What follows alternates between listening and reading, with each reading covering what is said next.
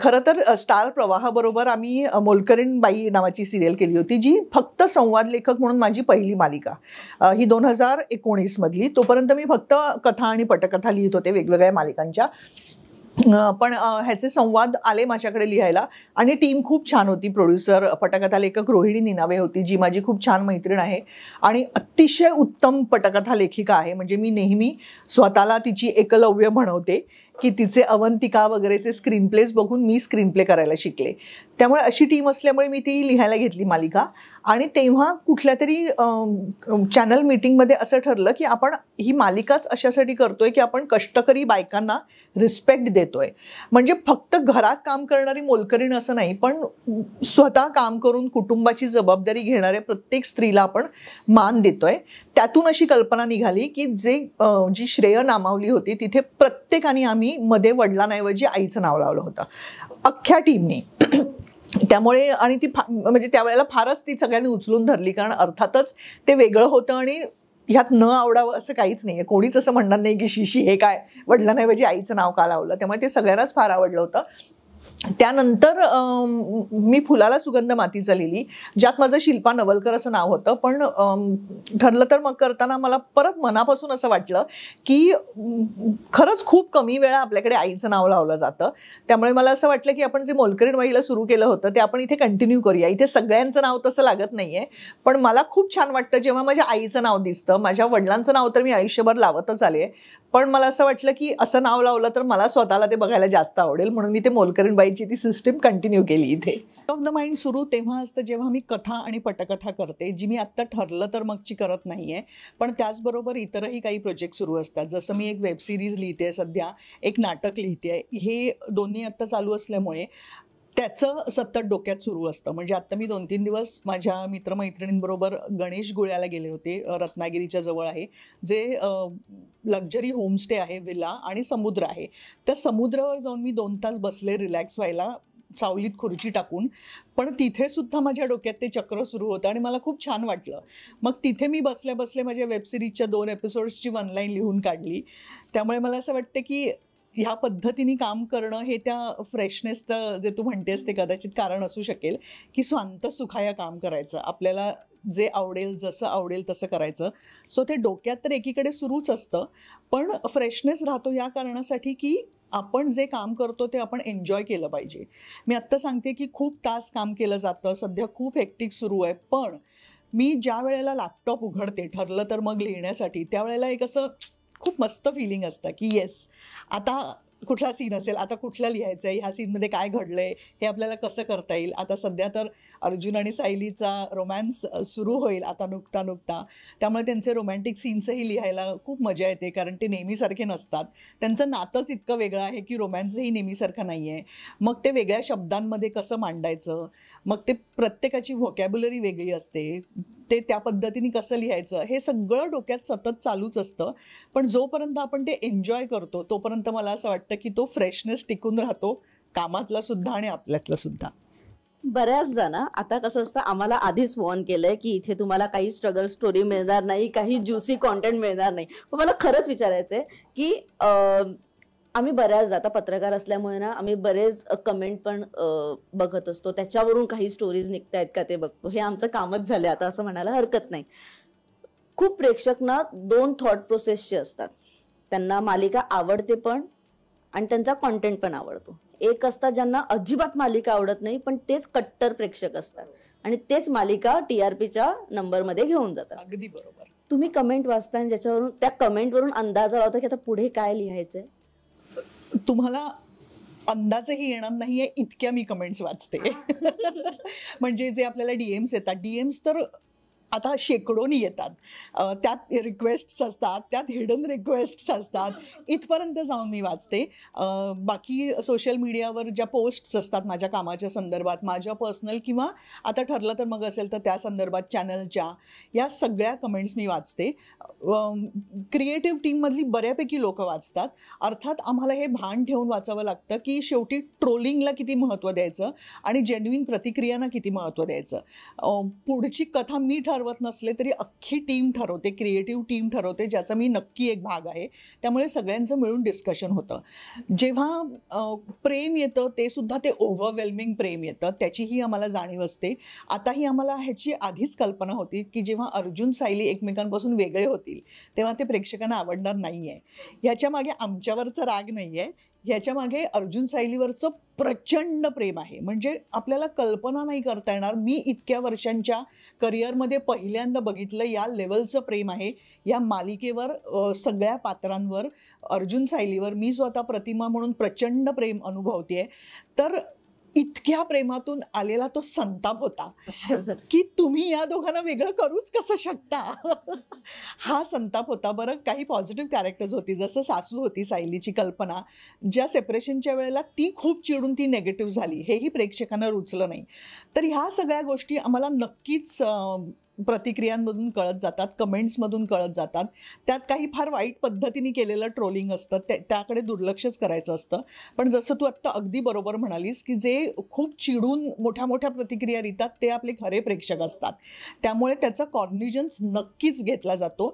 कथा त्याप्रमाणे बदलेल असं नाही, पण बऱ्याचदा असं होतं की हां, मग आपण ही कथा 15 भागांमध्ये करायची ठरवली होती, तर मग ती आता जर कल्पना चिडलेली आवडत नाही आहे तर आपण हा भाग एक 5 एपिसोड्समध्ये तो संपवून आपण पुढे जाऊया, असे बदल नक्कीच घडतात. पण त्या पुढे जाऊन कथानक बदलत नाही, कारण ते ठरलेलं असतं, ते खूप लॉंगर आर्कसुद्धा ठरलेला असतो. म्हणजे जेव्हा पहिलं लग्न झालं तेव्हाच साधारण ठरलं होतं की पुढे कसं कसं काय काय होत जाणार आहे, ते तर बदलत नाही. पण हो, प्रतिक्रिया क्रिएटिव्ह टीम वाचते, एक 40 ते 50% प्रतिक्रिया वाचते टीम. मी 100% म्हणणार नाही, मी 120% प्रतिक्रिया वाचते. मला फार आवडतं, पोस्ट सोडून मी आधी कमेंट्समध्ये जाते. आणि मला अतिशय आवडतं. काही खूप मनोरंजक असतात, म्हणजे ट्रोलिंग असतं ते खूप मनोरंजकही असतं. मी सहसा उत्तर द्यायला जात नाही, पण फक्त बऱ्याचदा असं होतं की असा माझ्यावर हा आरोप होतो की तुम्ही कथा तुम्हाला हवी तशी वळवता, किंवा आता मी कामही करत असल्यामुळे काल परवाच मला कोणीतरी स्क्रीनशॉट पाठवला एका कमेंटचा की ही बाई स्वतःला चांगलं म्हणवून घेते स्क्रीनवर आणि कल्पनालाही मी वाईट ठरवलं. तर मला असं होतं, नाही नाही, कथा, पटकथा आणि संवाद हे पूर्ण वेगळे भाग आहेत. आणि जेव्हा आपण एखाद्याच्या कामावर खूप पॅशनेटली रिॲक्ट होतो तेव्हा बेसिक काहीतरी माहीत असायला हवं त्या कामाबद्दल, की निदान ही बाई कथा नाही लिहित, त्यामुळे कल्पनाला कसं दाखवायचं आणि प्रतिमाला कसं दाखवायचं हे हिच्या हातात नाही आहे, एवढं माहीत असायला हवं असं मला वाटतं. म्हणून अशा पद्धतीच्या काही कमेंट्सना मी उत्तर देते, एकच देते, मग त्यात मी परत पडत नाही. कारण मी एक उत्तर दिलं अचानक असं कुठल्या तरी ह्याच्यात घुसून, कुठल्याही ॲक्टरनी दिलं की परत त्याच्यावर एक 50 कमेंट्स येतातच, सो मी परत जात नाही. पण निदान मी हा गैरसमज दूर करण्याचा प्रयत्न करते. ठरलं तर मगच्या बाबतीत की मी कथा लिहित नाही. मी सगळ्या प्रेक्षकांना हे सांगू इच्छिते की प्रतिमाचं कॅरेक्टर किंवा प्रतिमा आता काय करेल किंवा ती चांगली बाकी सगळे वाईट हे मी ठरवत नाही. कारण मी संवाद लेखक आहे. मला निदान हा आरोप नकोय की मी ॲक्टर म्हणून स्वतःला महत्त्व देते. पण हे जोडून मला एक शेवटचा नंतर टीम सगळे विचारेल की ऑब्व्हियसली तुम्ही संवाद लिहिता किंवा कथेशी तुमचा इतका संबंध नाही, तुमच्याकडे जे स्क्रीन प्ले किंवा जी कथा आहे ते तुम्ही त्याच्यावर संवाद लिहिता. हां, पण प्रतिमा जेव्हा एखादा डायलॉग बोलणार असेल तो तुम्ही लिहिता. कधीतरी लिहिल्यावर पेन ड्रॉप केल्यावर असं वाटतं, अरे यार, प्रतिमाने खूप छान डायलॉग लिहिलाय, प्रतिमासाठी हा खूप छान आहे, करू का, देऊ का पुढे, थांब मी 2 डायलॉग जरा कट करते म्हणजे माझ्यावर तो परत आरोप नाही येणार, असं होतं? नाही, असं नाही. पण बऱ्याचदा एक गोष्ट मी नक्की करते, म्हणजे संवाद लेखक आणि ॲक्टर म्हणून जर मी काही जुगाड करत असेल तर हा करते की जेव्हा ऑल कॉम्बिनेशन सीन्स असतात, म्हणजे एक 10 जण आहेत, कुटुंबातले सगळे आहेत, तेव्हा संवाद लेखक म्हणून माझी ही जबाबदारी असते की जरी 2-3 पात्रांमध्येच तो सीन खरं तर घडत असला आणि बाकीचे सगळे फक्त रिॲक्ट होत असले तरी सगळ्यांच्या वाटेला संवाद यायला हवे, प्रत्येकाची रिॲक्शन यायला हवी, त्याच्या मनातलं काय ते कळायला हवं. असं फक्त उभं आहे असं कोणी असता कामा नये. अर्थात बऱ्याचदा असं होतं की कधीतरी घरातली मोलकरीण आहे आणि घरात खूप वाद चाललेत, तर ती त्याच्यात नाही बोलू शकत. आपल्या घरात जर असं असेल तर ती त्याच्यात तिचं काही मत नाही सांगू शकणार. तर मग अशा वेळेला मला कितीही वाईट वाटलं तरी मला त्या ॲक्टरला संवाद नाही देता येत. किंवा घरातल्या मोठ्या माणसांमध्ये वाद चाललाय तर मुलं जी असतात ती एखादंच वाक्य बोलू शकतात, पण निदान तेवढं तरी त्यांना मिळायला हवं. असं मी बघते. तर यावेळेला मी प्रतिमासाठी उलट बऱ्याचदा हे करते की चला प्रतिमाला एकही वाक्य नसलं तरी चालेल, ती काही म्हणणार नाही की हे काय. कारण कुठल्याही ॲक्टरचं असं होणारच, सीन आल्यावर ओके मला किती वाक्य आहेत, किती आहेत, अरे मला एकच वाक्य आहे, अरे मला 2च वाक्य आहेत, असं होतं ॲक्टरचं. ते मला माहिती आहे. तर निदान मला माहीत असतं की प्रतिमा असं म्हणणार नाही, हे काय मला वाक्यच नाही आहे. तरी मी दिग्दर्शकाकडे कधी कधी करतेच कंप्लेंट की काय तुमच्या डायलॉग रायटरनी मला एकही वाक्य दिलं नाही आहे. पण हे एवढं मी करते. पण बाकी जे तू म्हणतेस की एखादा चांगला संवाद आला तर तो फक्त प्रतिमासाठी येत नाही, मला स्वतःला आवडलेला तो इतर अनेक पात्रांसाठी येऊन जातो. आता मला त्या ॲक्टर्सही ते माहिती आहेत की एखादं वाक्य अर्जुन म्हणून अमित कसं म्हणेल किंवा एखादं वाक्य सायली म्हणून जुई कसं म्हणेल, हेही मला माहिती आहे. संवाद लेखक म्हणून माझं हे काम आहे की प्रत्येकाची व्होकॅब्युलरी वेगळी आहे, प्रत्येकाच्या बोलण्याचा रिदम वेगळा आहे. तुम्ही जर बघाल आता अर्जुन सायली आपण बघूया, तर अर्जुनची तर भाषाच वेगळी आहे जी मराठी नाही. हे त्याला चैतन्य सायली अनेकदा ऐकवतात की ही कुठली भाषा आहे. कारण तो US मध्ये वाढलेला मुलगा आहे. आपल्या आजूबाजूला जी माणसं आहेत जी अचानक वयाच्या 25व्या वर्षीच भारतात आली, त्यांची भाषा हीच आहे. त्यामुळे अर्जुनची वेगळी आहे, सायलीची अतिशय स्वच्छ मराठी आहे. आणि मला खूप आवडतं जेव्हा जुई माझे संवाद म्हणते, कारण तिने त्या सायलीचा रिदम इतका छान कॅच केलाय. त्यामुळे तू जे बोललीस त्याचं हे एक्सटेन्शन आहे. पण एखादं वाक्य जुईसाठी सायलीसाठी लिहिल्यानंतर मला असं वाटतं की हां, हे जुई खूप छान म्हणेल असं मला नेहमी वाटतं. किंवा मला माहीत असतं की कल्पनासाठी लिहिल्यानंतर प्राजक्ता ते कसं म्हणेल. मग कोणासाठी किती शब्दांचं वाक्य लिहायचं, कोणाची डायलॉग डिलिव्हरी कशी आहे, त्यामुळे त्याचा काय रिदम असेल, काय ग्राफ असेल, हे त्या ॲक्टर्सप्रमाणे मला करता येतं, जे ऑटोमॅटिकली प्रतिमासाठी होतं. कारण प्रतिमा पल्लेदार वाक्य म्हणणारच नाही, कारण ती 20 वर्ष बोलूच शकत नव्हती. आताही जेव्हा प्रतिमा बोलते तेव्हा आत्ता म्हणजे जरा ती घरात रुळल्यानंतरची पूर्ण तिची अख्खी वाक्य येतात. आतापर्यंत ती वाक्यही पूर्ण करत नव्हती. तर इथे मीच ते काम करतेचा शून्य संबंध येतो. तिथे कोणीही काम करत असतं तरी प्रतिमाची वाक्य अशीच असली असती, कारण ती आत्ता बोलायला शिकली आहे. तिला सायलीने अक्षरशः एक एक शब्द बोलायला शिकवलंय.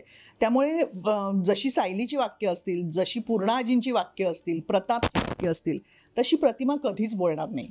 तर हे संवाद लेखक म्हणून माझं एनिवे भान असतं. तिथे तो रोल मीच करते याचा काहीच संबंध नसतो. मराठी मनोरंजन सृष्टीमधील मालिका, चित्रपट, नाटक तसेच कलाकारांबद्दलच्या नवीन अपडेट्स जाणून घेण्यासाठी नक्की सबस्क्राईब करा इट्स मज्जा मराठी या आपल्या नवीन YouTube चॅनलला.